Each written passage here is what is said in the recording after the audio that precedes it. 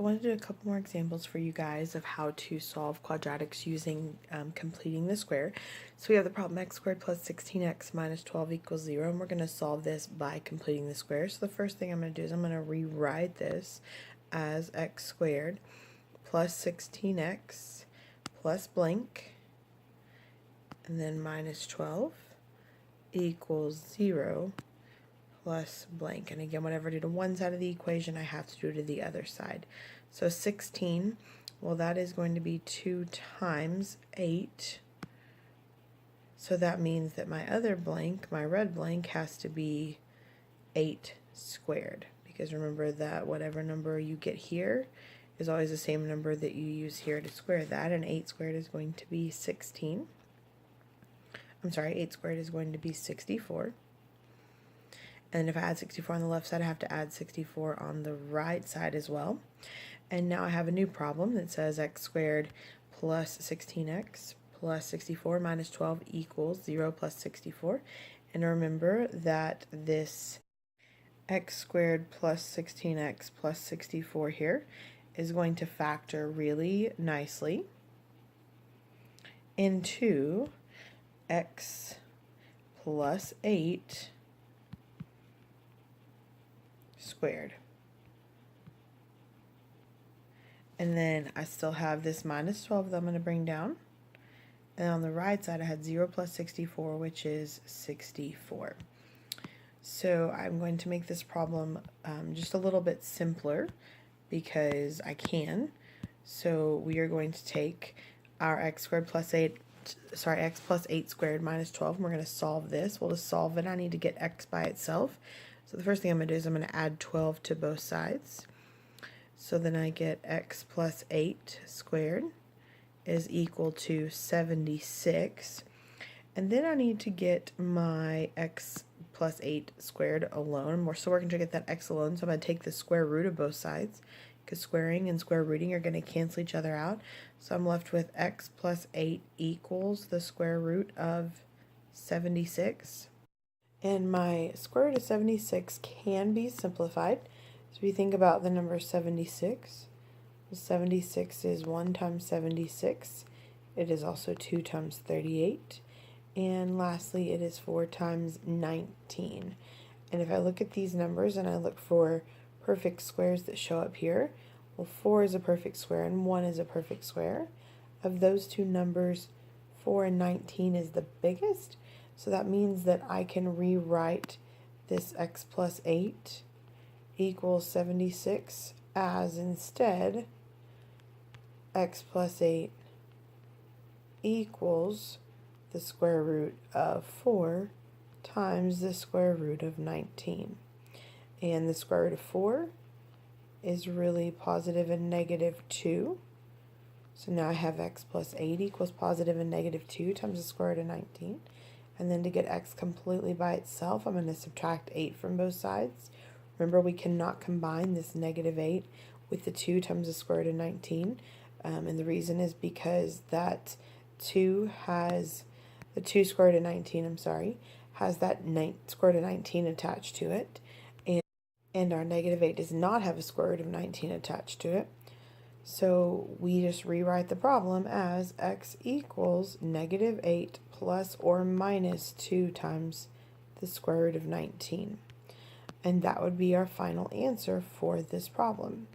Now, I know that it doesn't talk about this, but I want to talk about this for this problem. That really, this is two solutions. The first solution is x equals negative 8 plus 2 times the square root of 19. And our second solution is x equals negative 8 minus 2 times the square root of 19. So it's important to remember that that is really two solutions. One's plus and one's minus. And both these are going to be real solutions. And the reason they're real solutions is because there is no imaginary number in the problem. All right, our next problem is x squared plus 4x plus 13. So we're going to solve this by completing the square. So I'm first of all going to rewrite this. X squared plus 4x plus blank. We're going to set it up so that it's ready for completing the square. Plus 13 equals 0 plus blank. And if we think about the number 4 here, 4 is 2 times something. So this other blank is going to be something squared. Well, that works out well to be 2 times 2 gives me 4. So my other blank is going to be 2 squared, which is also 4. So if I add 4 to the left side, I have to add 4 to the right side. And then when we look at our problem now, hopefully you remember that our x squared plus 4x plus 4 is going to factor, and it factors into x plus 2 squared. Then I still have that plus 13 equals 0 plus 4 is going to give me 4. So I'm still trying to get this x by itself. That's always the goal here, is to get x alone. So if I'm trying to do that, the first thing I need to do is I need to get rid of that 13. To get rid of the plus 13, I'm going to minus 13 from both sides. And when I do 4 minus 13, I'm going to get negative 9 on the right side. So that means that x plus 2 squared equals negative 9. And then square root both sides, and I get x plus 2 equals, the square root of negative 9 is going to be a positive and negative 3i. Remember that the reason that there is an I there is because there was a negative under the square root. Negative under the square root is automatically going to produce an I in your answer. So then to get x completely alone and to finish solving my problem, we can subtract 2 from both sides, which is going to give me x equals negative 2 plus or minus 3i. And that would be your answer to your problem. And again, that is a problem that has 2 solutions. This time we know they're going to be 2 imaginary solutions or 2 non-real solutions because I had an I in my answer. Alright, so the next thing we're going to talk about is how we can determine the number of solutions without having to solve the problem. And we can use the discriminant to help us figure that out. And hopefully you remember that the discriminant is the equation b squared minus 4ac. And where I get a, b, and c from, where they come from, because I don't make those numbers up, is I get them from my standard form of my quadratic. So a quadratic should be in the form ax squared plus bx plus c, always. So whatever number is in front of a is going to go in this part of our formula in place of the a. And whatever number is in front of x is going to be the part that we end up squaring. And then whatever number is over here by itself on the end is going to be the c value in our discriminant. We have the problem x squared plus 6x plus 14. So the very first thing we're going to do is we are going to identify a, b, and c. So a in this problem is 1, b is 6, and c is 14. So if I plug those numbers into the discriminant, my b squared minus 4 times a times c, b is going to be positive 6. So it'll be 6 squared minus 4 times a, which is 1, times c, which is 14. And 6 squared, I'm going to do my math now. So 6 squared is going to be 36. And then we have negative 4 times 1, which is negative 4, times 14 is going to be negative 56. So now I have 36 minus 56, and 36 minus 56 is going to give me an answer of negative 20. So hopefully you recall that if your discriminant is negative, which our discriminant is negative, because it is negative, that means that this particular equation has 2 non-real solutions. Okay, and the reason that we know that this discriminant has 2, or this formula has 2, this equation has 2 non-real solutions is simply because my discriminant was a negative number. So I'm going to write that down here. I'm writing a different color So I know that because I got a negative number. That's a negative sign. So because I got a negative number, that is how we know that the discriminant is going, or that there's going to be two non-real solutions. All right, our next problem says 4x squared minus 2x minus 5. And again, we're going to determine how many solutions there are.